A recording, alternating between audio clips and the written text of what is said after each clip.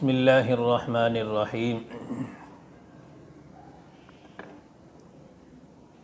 رزق میں برکت کا ایک عجیب آزمودہ نسخہ ہے۔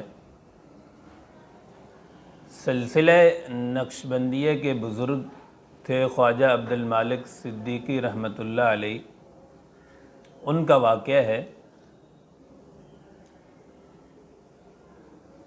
لکھا ہے کہ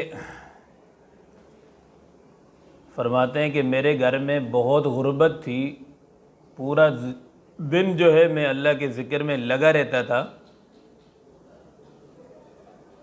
اور گھر میں فاقے پڑتے تھے، کھانے کی بڑی کمی تھی، تنگ دستی تھی۔ تو خواجہ عبد المالک صدیقی رحمۃ اللہ علیہ فرماتے ہیں میں نے اپنے شیخ سے تذکرہ کیا کہ حضرت میرے گھر میں بڑا فاقہ ہے، غربت ہے۔ تو شیخ نے انہیں ایک رکہ دیا، کہا یہ گندم کی بوری میں بند جگہ میں اس کو ڈال دیں، اور اس کے بعد اس کو گندم کو استعمال کرتے رہیں، لیکن اس گندم کو کھول کے دیکھنا نہیں ہے۔ خواجہ عبد المالک صدیقی رحمۃ اللہ علیہ فرماتے ہیں کہ میں نے وہ رکہ کھول کے دیکھا تو اس میں لکھا ہوا تھا حسبنا اللہ و نعم الوکیل نعم المولا و نعم النصیر۔ یہ الفاظ لکھے ہوئے تھے، قرآن مجید کی یہ آیت ہے۔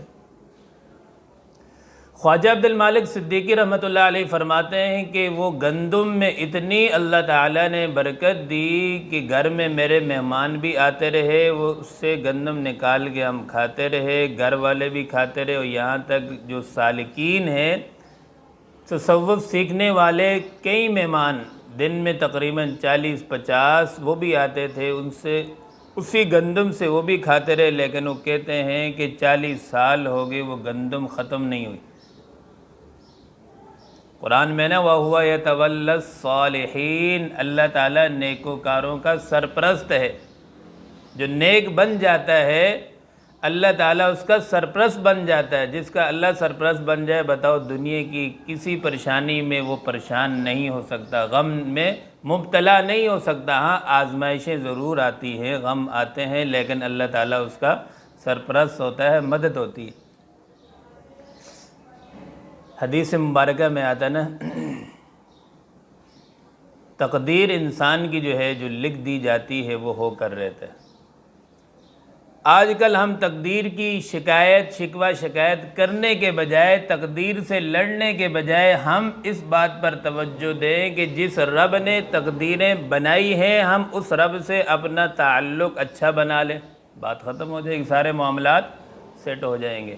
حدیث مبارکہ میں آتا نا من کان للہ کان اللہ لہ، جو اللہ کا ہو جاتا ہے اللہ تعالیٰ اس کے ہو جاتے ہیں، اور جس کا اللہ ہو گیا اس کا سب کچھ ہو گیا۔ جس کو اللہ نہ ملا اسے کچھ بھی نہ ملا، نہ دنیا کا رہا نہ آخرت کا رہا۔ اللہ رب العزت ہم سب کو اللہ سے تعلق مضبوط بنانے کی توفیق نصیب فرمائے۔ وآخر دعوانا الحمد للہ رب العالمین۔